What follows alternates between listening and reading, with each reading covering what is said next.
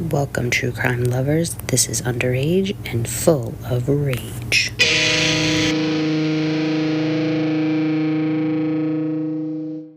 Welcome, everybody, to another episode of Underage and Full of Rage, the podcast where the convicted are minors and their crimes are anything but. I am your host, Becky, and with me, as always, is my co-host, Adam. Hello.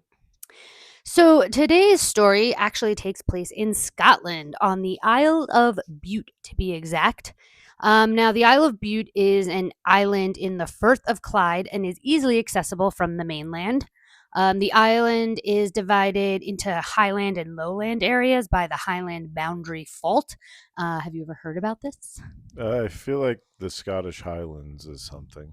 Is that like for golf or something? I feel like I've heard. I have no idea because Or I maybe know it's nothing. for, like whiskey. I feel like I've heard that term for something. Is it because of Parks and Rec when he goes to the Lagavulin? No. Okay. No.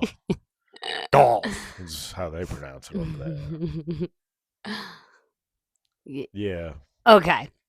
So I had to look into it because I know nothing about it. So the Highland Boundary Fault is a fault zone in Scotland that stretches from the southwest to the northeast. And essentially it marks two separate geological terrains. It was actually formed 400 million years ago when two ancient continents collided, causing one section to raise, the highland, and then the other, so the lowland, to sink, which ended up creating kind of like a valley. So, I mean, essentially from pictures, it just looks like a giant river. So, but that's what it is. Like, that's the main thing. That's the thing. Gotcha. Yeah, like that's what when they refer to the Highland Boundary Fault, that's what that is. Again, I legit know very little about Scotland, even though some of my peeps come from there. I know even less about the Isle of Bute. So Is it spelled like Butte, Montana? No, it's Bute. Oh. So I was going to say, so if I'm pronouncing anything wrong, I don't know. Sorry. Get over it. Yeah, pretty much. And the information too, like if anything I found or like what I say, I found it all from like one of like their websites for tourism and stuff. So I'm like, if it's wrong, blame the website, not me. That's on there. I already had somebody leave a comment because apparently they wanted to say that South Hadley is nowhere near Boston. Meanwhile, we have very different meanings of that because it's an hour and a half outside of Boston. That's hardly nowhere near. Sorry. Yeah. I'm sorry. That's like saying Poughkeepsie's nowhere near New York. Yeah, it's like right there. Yeah. That's a commute. It's an hour and a half out. That's not that far. That's literally a commute for people. So that's where I'm like, don't come at me. Blame the fucking website, okay? Blame Google. So anywho, moving on. The island is known for its natural beauty and it is great for outdoor enthusiasts. It offers beautiful hiking trails and is ideal for bird watching. There's also some historical landmarks you can go and visit, as well as enjoy your pick of activities such as cycling, fishing, and walking, all the while seriously taking in the beautiful landscapes and coastline. It kind of, I feel like it kind of like reminded me of like, I don't know, like a Cape Cod or something. Like it very like picturesque is what it looked like in like pictures on the website and stuff. Yeah. So now in the summer of 2018, 16-year-old Aaron Campbell is a budding engineer who excels in math. He also has his own YouTube channel where he likes to upload videos of himself trampolining. I am assuming doing like flips and shit. You can't actually watch them anymore.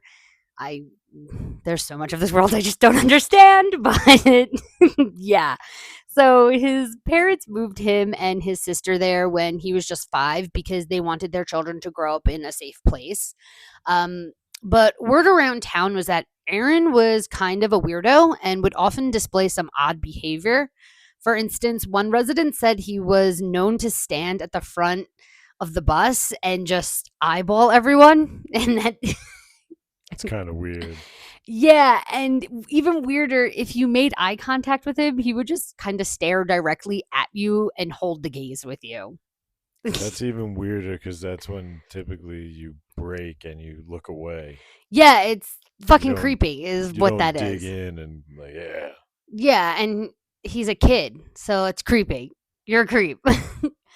Also, another neighbor said that when Aaron was 10, she had to pull him off her daughter, who was also 10, because he was kicking and punching her, so it's basically attacking her daughter. There was another story going around that he allegedly tried to drown a girl when he was 6 or 7. Apparently, the story goes that he held her head under the water for a scary long time, and that the girl had even stated afterwards she feared she would die. At the same time, many of the stories about Aaron are just that.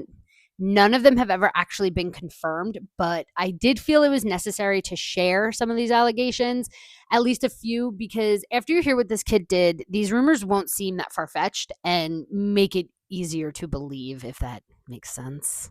I think so. Okay. So, it was said that his behavior was spiraling and only got worse around the age of 14 because he started smoking pot.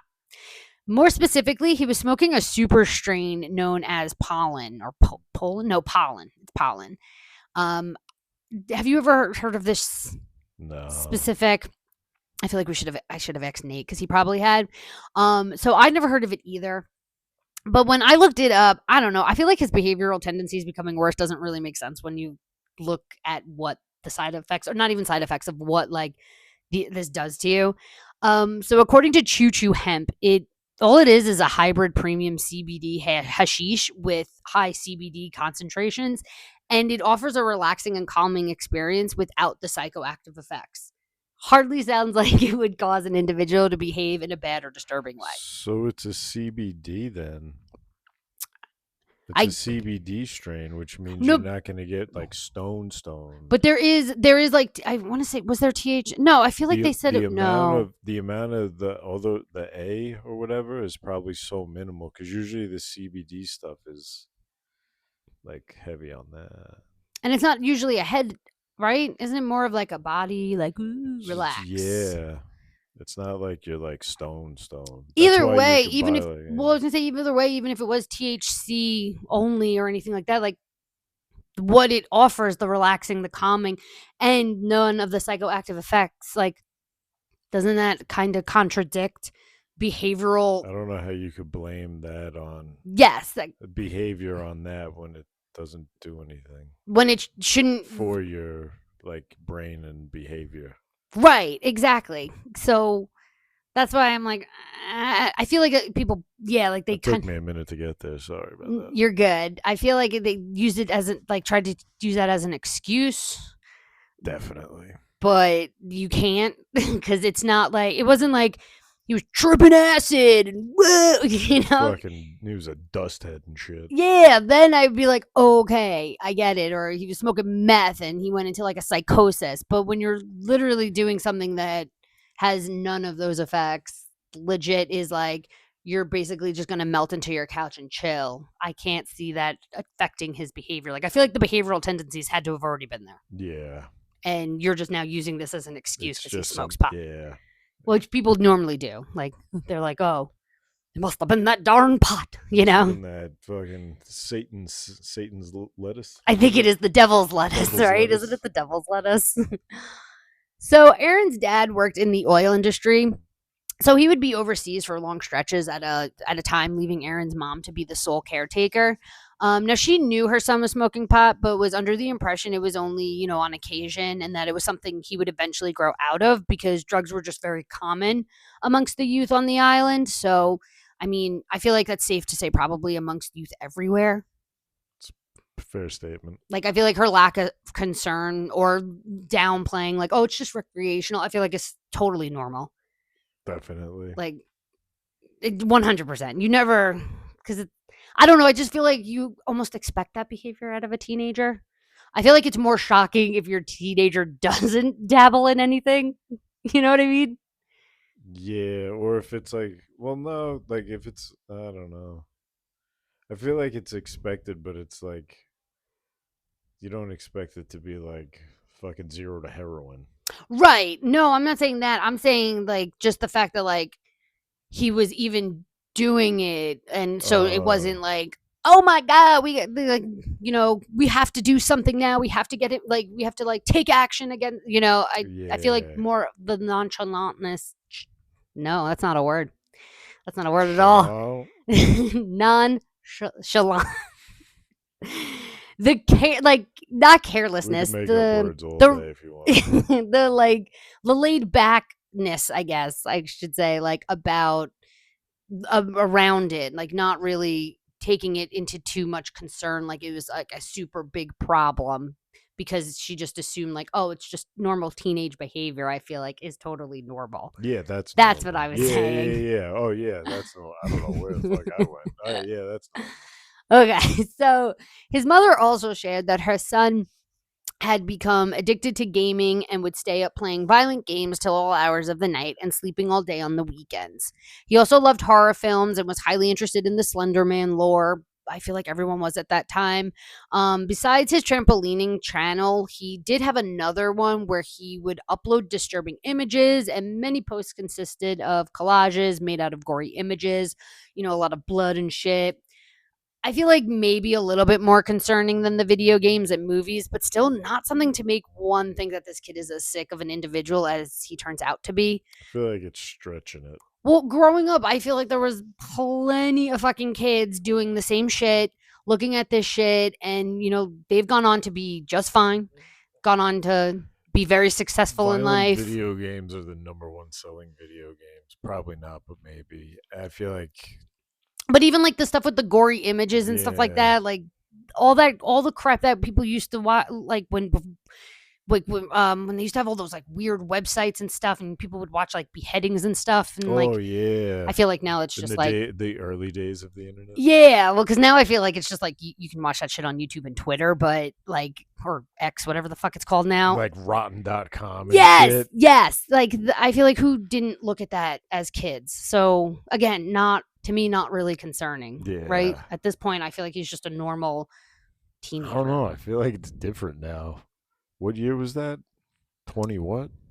This is oh my god. 18? Yes, 2018, sorry. I feel like it was different at the early stages of the internet.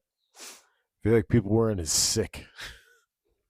So like late 90s, early 2000s Yeah. when we were teenagers doing all that shit. Yeah. I feel like people weren't as fucking sick and depraved. Like we weren't watching it to get ideas. Yeah. We were just watching it to be And, like, oh, it's and then you fucked got up. grossed out. But now people are like, ooh, what's worse than this? What's worse than this? What's worse than They this? keep like upping the ante Yeah. and getting. I feel like it's taking notes these days. Yeah. Like people are like, Bunch of sickies. So on July 1st, Aaron is hosting a party of around 15 friends at his mom's house.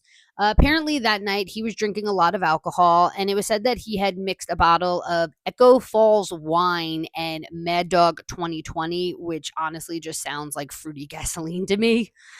Ugh.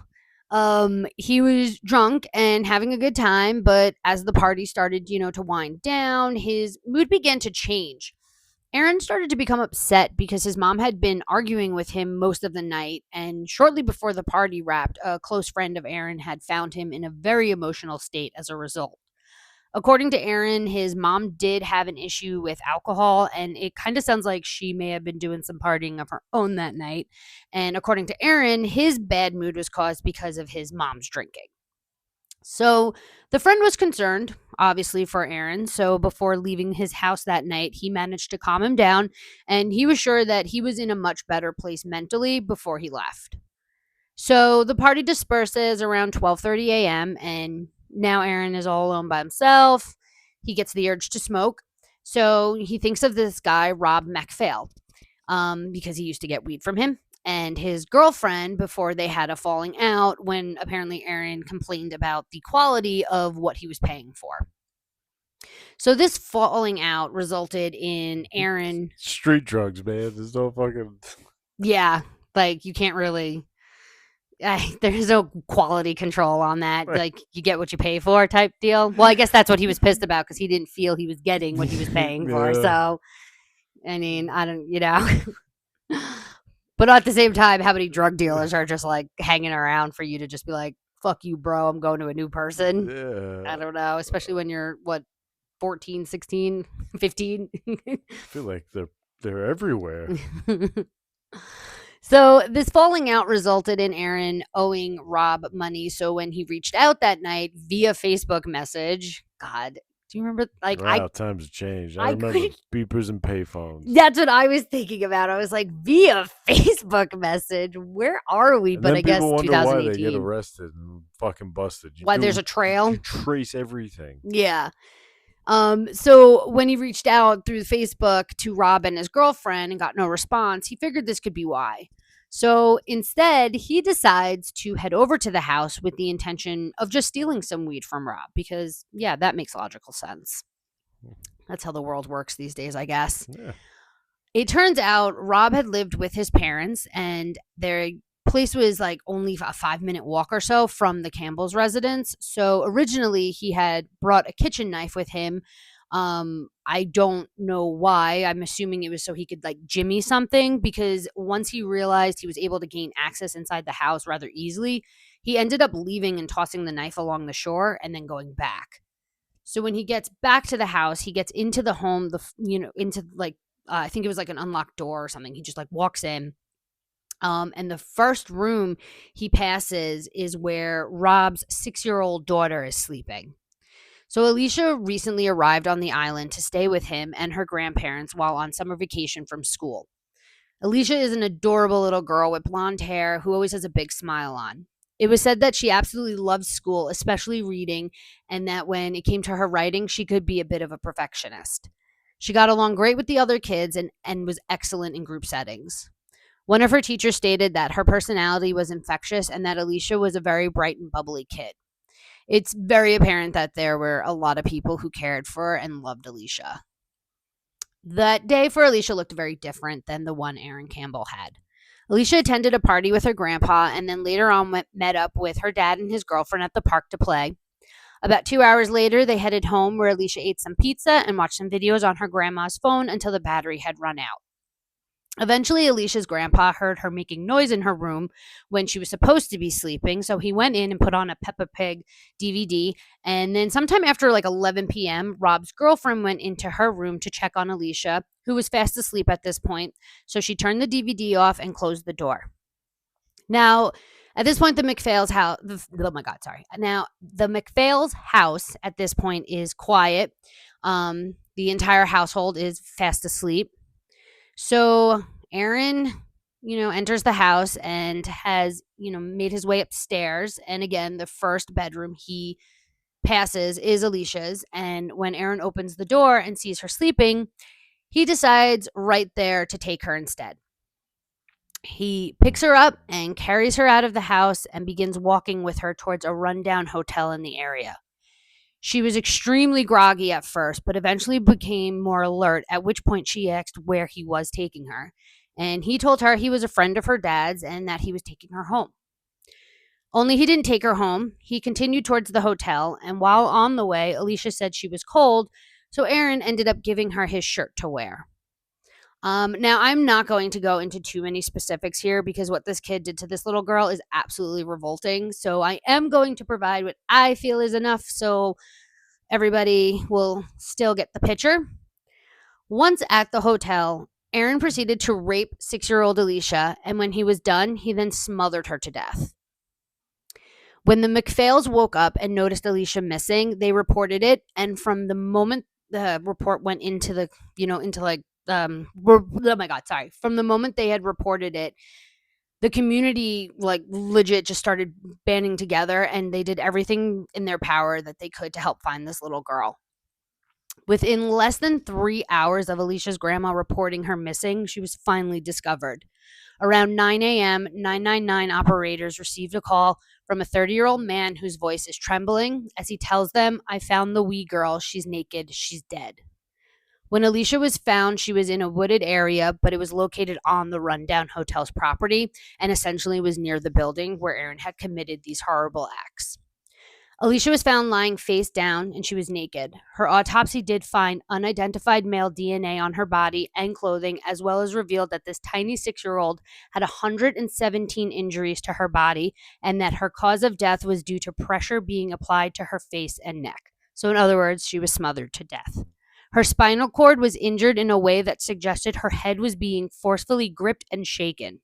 The pathologist that worked on the case said that it was very possible Alesha's windpipe was pushed shut, and it appeared that a lot of the injuries were caused by the ground she was forced to lie down on, and that some of these injuries could have been inflicted after she had died that night. There was also significant damage of some sort to her private area because in one of the hearings, the doctor was asked if he had ever seen injuries of this sort to the private parts, and his response was no. So you can only imagine how Good severe it God. was. Oh, Yeah, and I feel like even if you do imagine, it probably doesn't even come close to what it yeah. actually is because none of us are sick fucking individuals. Yeah, it's rough. This one's a rough one. It was also noted that out of all the injuries she endured, her feet had nothing indicating any injury whatsoever. This suggests that she was carried the entire way to that rundown hotel property. The amount of time in total it would have taken Aaron to walk there was 17 minutes. We come back to this later. So the scene was so horrific that a police officer cried as he described finding her and recalled the little girl's bruised body and how it was a bit rigid and her lips were blue. After Alesha was found, Aaron's mom reaches out to detectives and tells them she has CCTV from her house that night and her son is behaving a little strange as he is coming and going, which is something she had not witnessed him do before. And with knowing what occurred the same night/early morning, she was providing them with the footage because she thought that it would help remove her son from the suspect list and prove his innocence. However, it ended up doing the opposite and actually made Aaron look way more suspicious and most likely guilty of the crime. Good job. Yeah, I'm like, thank God for that though. Because Yeah. honestly, because if that didn't happen, I wonder like if they would have even, because they would have just probably had the DNA on file with nothing to match it to. So I wonder how long it would have taken, or if they were, like, If they would have if they even. if they ever would have It's even crazy. figured it out that it was even him. Like, It's crazy. So the CCTV she provided showed Aaron leaving his home that night 3 different times between the hours of 1:54 a.m. and 4:07 a.m., which is within the window of time from when Alesha was last seen alive and when she died. On the video, you can see him return home, and then he comes back out wearing different clothes, hops a fence, and then there's kind of like a bush right there. I watched it. So there's like a bush right there on the other side of the fence, but you can tell the second he kind of like hits the bush, he just takes off running. Then the footage shows him returning back home sometime later. Sources said that it was during these times that he had returned home, took a shower, and changed his clothes, then went back to the scene to retrieve his phone because apparently he left it there, and then he returned How home do you again. forget your phone I mean, this day and age? well, this also, I wouldn't be surprised. Like, I wonder, was he like attempting to record something, Mr. YouTuber? Like these days, everyone records everything. Yeah, that is true. So I'm like, was he like taking pictures of her? Was he recording what happened? Did he like and put his phone down and then forgot. and then when he got home he yeah. realized he Good never call. I grabbed didn't it? even think of that. That's a good call. Because I just feel like that's the way I just feel like that's the mentality now of everyone. Like they have to gotta get it on film, you know what I mean? Yeah. So this wasn't the only footage that also raised some brows with law enforcement either, because this again is 2018. Aaron, I don't know, maybe thinking he was being funny, maybe enjoying the fact that he was essentially telling people he was responsible, but he decided to quote unquote joke about the murder on a Snapchat by taking a picture of himself in the mirror with his face covered and wrote in quotations, "Found the guy who done it." So, according to Aaron's mom, he wasn't a violent kid. Obviously, the thought that he could even conceive something like this was completely unbelievable to her. And I feel like, again, totally understandable. You're not expecting your kid to be this depraved. Yeah. Aaron is arrested at this point, and he denies having anything to do with anything that happened to Alesha. According to him, he also denied even knowing who the little girl was. These claims Aaron stuck with actually throughout the 9-day trial, and he never wavered on. In fact, he even went as far, this kid's such a prick, he even went as far as to point the finger at Alesha's dad's girlfriend at the time. Okay. Oh my God, I can't. This is so ridiculous. So listen to this. I hate him so much. He tells them that, like he's sexually active because he's so fucking cool, and that him and Rob's girlfriend were friends with benefits, basically, and that this is how she was able to plant his DNA at the scene because she was able to get it from a condom they had used. Wow, this dude's watched a few too many made-for-TV movies and Like, shit. what are you like? That's like the really bad like Lifetime shit. Yeah, Like, that ugh. shit. That like it probably does happen every now and then in real life, but like, come on, Like you're the let's be definition of real. a piece of shit. Let's be real. Like you're a piece of shit. Because her parents were young too. Like they weren't together obviously because the dad had a girlfriend, but they were young. Like the dad was only like 20 something. The girlfriend I think was only like 18 at the time. Like you're tarnishing this girl's reputation. Like and dragging Asshole. her name through the mud for something that like obviously this little girl meant something to her too. Yeah, Like what the fuck? Like, you're such a piece, like such a prick. dick. He's such a prick. Sexually active. You're cool. Congratulations. So, fair to say, no one bought this for a second. Frankly, everyone felt it was not only an absurd claim, but extremely cruel to do. In court, when going over the fact that Alesha had no injuries to her feet, so this meant that Aaron must have carried her because there is no way that Rob's girlfriend could have carried Alesha, considering how much she weighed and the distance / length of time she would have needed, to be carried for. Aaron's response to this was that even though he worked out and all, he didn't have any experience carrying people and had never carried weights for that amount of distance before. So obviously, Good answer. it could not have been you. Ugh. Not only was Aaron's claims infuriating, but his arrogance was both off putting and frustrating. Another aspect during the trial that had people feeling unsettled about was the odd behavior he was displaying while in the courtroom. People started to come out with their own accounts of what they witnessed throughout the trial, and one in particular I wanted to mention has to do with his weird staring. Remember how I was saying there was, the stories of him Yeah. on the bus awkwardly? So apparently he was doing the same shit in the courtroom, and he was just holding these lingering stares with people.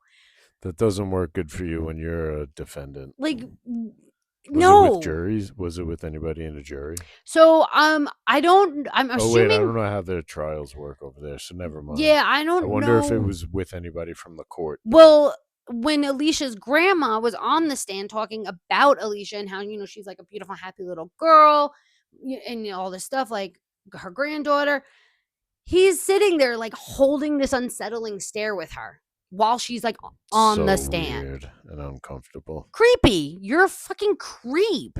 And you're a piece of shit. Like, yeah, because it. Well, like you're just creepy. Yeah, you're gross. Ooh. So it did come out that within the year leading up to the murder, Aaron had expressed to friends that he wanted to do something excessive, including rape, and that in 2017, so the year before, he had said to friends that he had a fascination with murder and that he might kill one day just for the lifetime experience and that he would be able to get away with it as long as the plan was a good one. The friend really didn't think anything of this because they both had dark senses of humor. So in their mind, it wasn't anything to be taken too seriously, according to the friend. Which I feel like at that age, Well, too. How do you take that seriously? Unless it's like you're like, this motherfucker's crazy. He will kill somebody.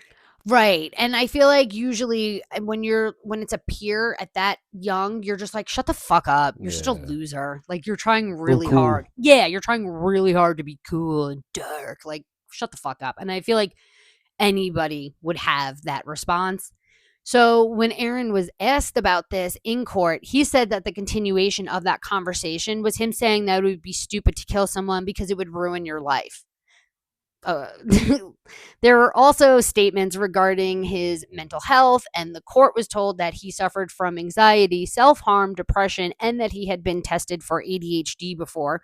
But according to Lord Matthews, so the judge, Aaron actually did not suffer from any mental health issues other than a serious lack of victim empathy. So I think that's their way of saying fuck right off with your sob story bullshit. Nobody cares. Well, he was tested for ADHD or whatever. Did he have it? That was my Do you response. know what I mean? I was like, "And who It's like that cares? scene Anybody could get in tested for it." Husbands for Hollywood. I was nominated. Oh, so you didn't win. Yeah, like that literally means nothing. He was tested. Was he positive? So on the final day, the jury deliberated for a total of 4 hours before coming back with a unanimous oh, so there was a jury. Oh, I forgot about that part.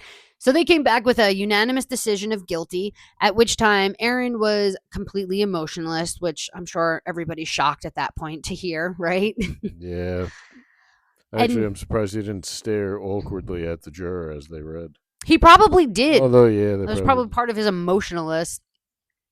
So now at this point, he is still maintaining his innocence.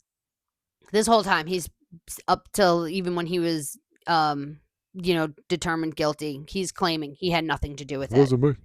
He thinks he's like, no, it was somebody else. Like it's a farce.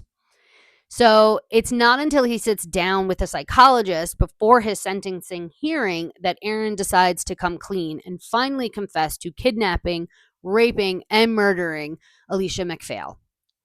Aaron told the psychologist that when he went to the house that night, his only intention was to steal weed, but then when he saw the little girl sleeping, all he could think about was killing her, and that he saw it as a moment of opportunity, and that's why he took her. Such a jump. Going to steal an ounce of pot. Let's kill this girl. To stealing a little girl. That's a massive jump in criminal activity. Yeah, the escalation is, That's 0 to 1,000. Yeah, I don't understand how that even happens. I don't I don't understand it. Like, what makes you go from being like, I want to just like chill and smoke pot to, right? It's a perfect opportunity for me to take somebody and kill them. Yeah, like I just don't understand the escalation. Oh, this guy. So he continued by telling the psychologist that if this had been another time in his life, maybe a year ago, he would have never have murdered her because he felt like he just wouldn't have done it. I don't understand this kid. I don't. I don't know if he's just talking out of his ass and he's actually like underneath this like demonic human being, or if he's just so detached that that's why he's just very like careless about the answers, because I feel like even his answers are so just emotionless. Like he's so like blasé. That's a good word for it. He's very blasé about his answering. It's crazy. Like I don't know. You gotta be a sick fuck. But then I also question this because a year prior he was telling his friends he wanted to commit rape and murder. So what? You know? Yeah. I just realized that. Like, you're telling people a year before you even do this that that's something you want to do for the life experience, but then you're sitting down telling the psychologist, well, if it was a year ago, I probably wouldn't have done it because I just don't think I would have. Maybe he wasn't ready to then. Oh, you had to watch a couple more gross videos online, psych himself up. Maybe he was like, I'm not there yet. Interesting. I don't get it.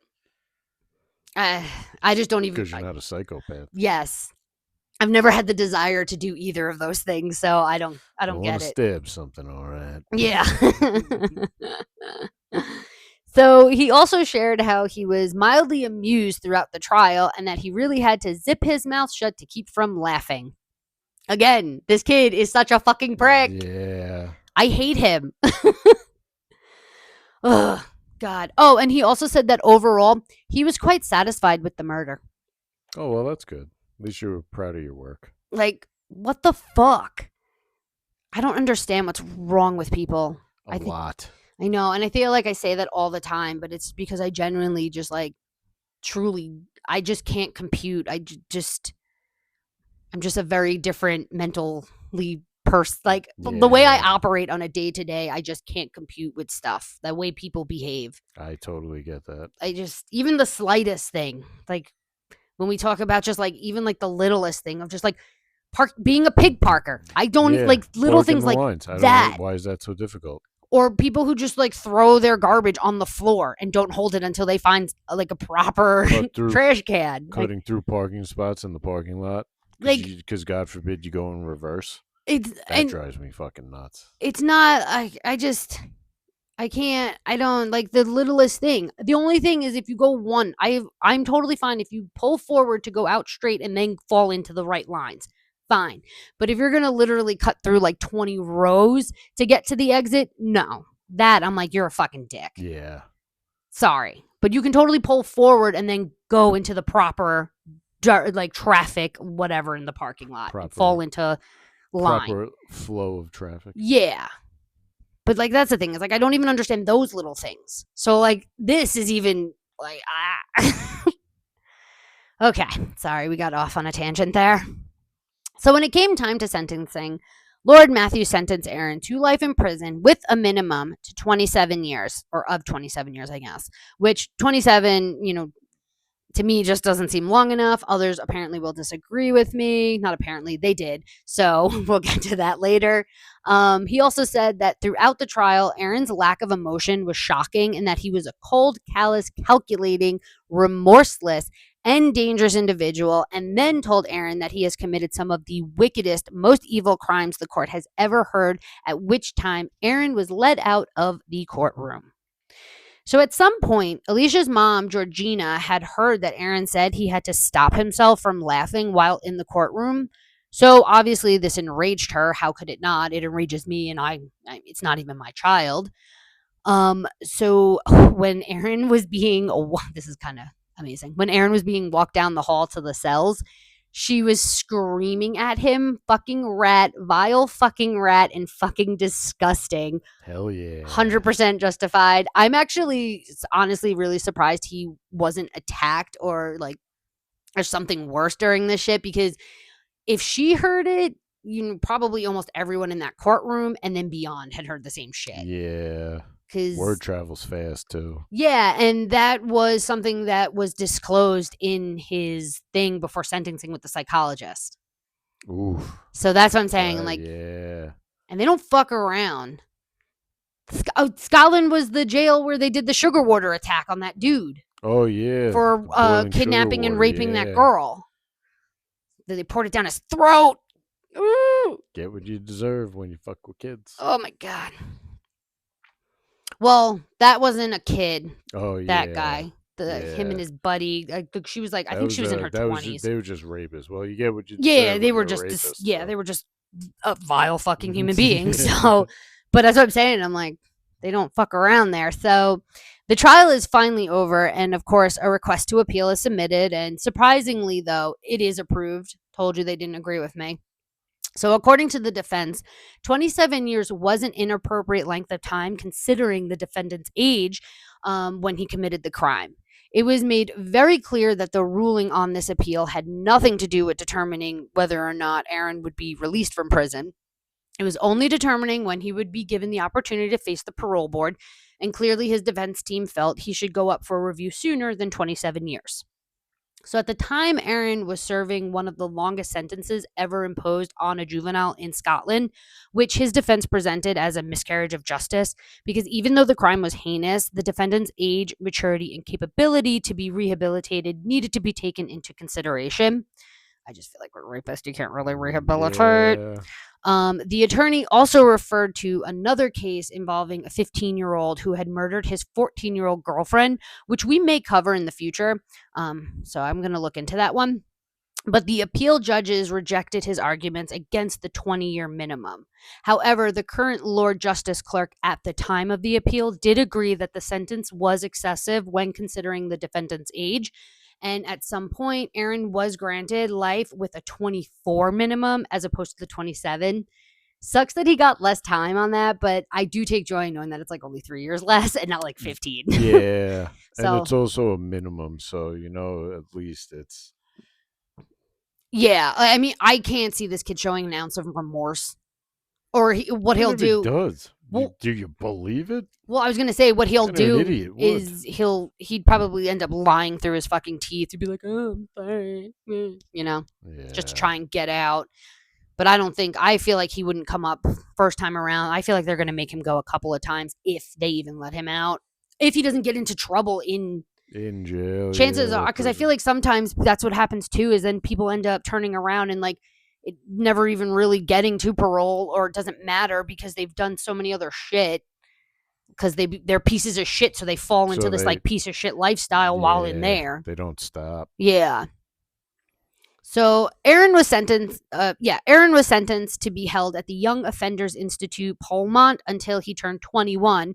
At which point he would then be transferred over to the adult prison. And I believe this transfer occurred in 2024. And as of today, Aaron is serving his time in HMP. Okay, so I'm not going to pronounce this right at all. Glenhochill. I feel like put a Scottish accent on that. Yeah. It's got to be like Glenhochill. I don't know. I feel like I just offended somebody. I'm sorry. I take it back. So, fun fact: there were reports stating that while at Polmont, Aaron got beaten so badly by fellow inmates in his cell that he had to be rushed to the hospital. With the sugar and boiling water attacks being a thing, I would be nervous if I was him. Holy shit, yeah. I forgot I'd put that in there. But I will yeah. say it is ironic because as we are recording this, dirtbag baby rapist Ian Watkins was just murdered in his cell. So pretty interesting. He got what was coming to him. I actually even said I'm surprised he wasn't killed sooner, to be honest. Well, they tried. Well, I know, but even then they tried 10 years later. They tried in 2023. He was in jail in 2013. I'm surprised he wasn't killed almost immediately for the shit he did. It's true. Like, ugh. So anywho, that's another story for another day. I thought it was fitting to end on some words from Georgina because I think she honestly says it perfectly. And if I were in her position, I think I would feel exactly the same. More like I know I would. So one of Georgina's statements on this horrific shit was, quote, "What I look forward to now is the day I wake up and it's all over. The news that he's dead. And I hope he suffers more than Alesha did." End quote. I like it. Amen to that, sister. That's what I say.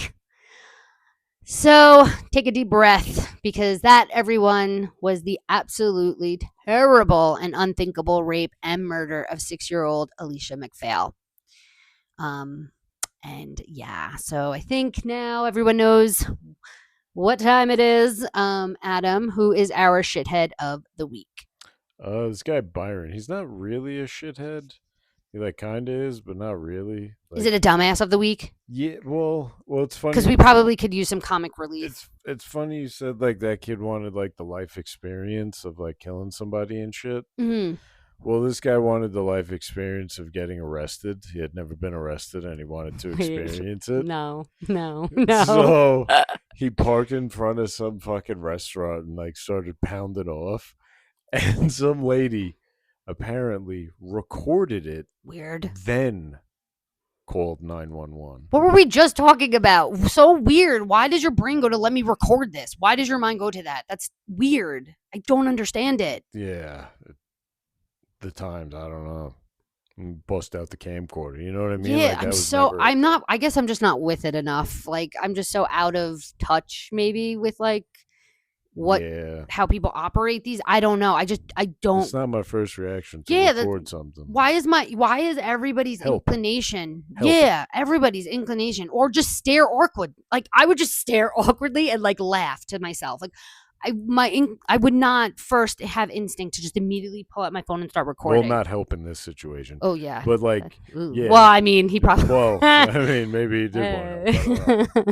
Like get away, bitch! I'm trying to get arrested. Sounded like he just wanted to have the life experience because I didn't find any life experience. But why would you do it for a sexual crime? Because that's a sexual crime. Yeah, well, he got charged with public indecency. Yeah.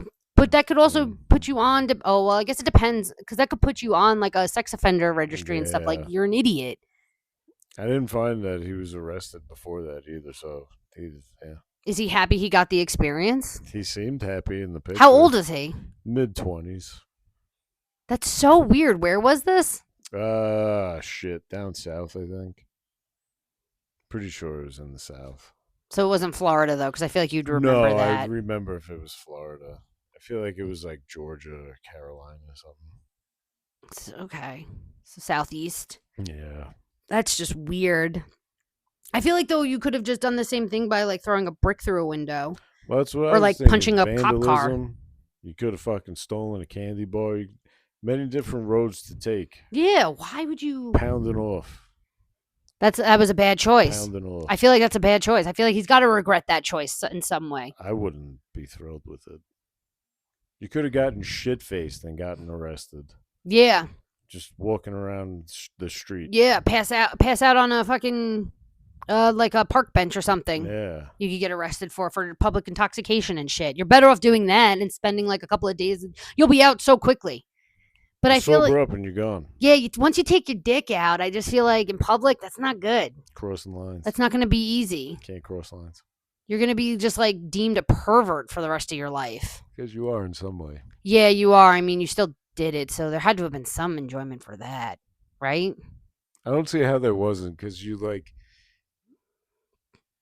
I don't know, even if you didn't get a full on going, like rager, you still went through the stages.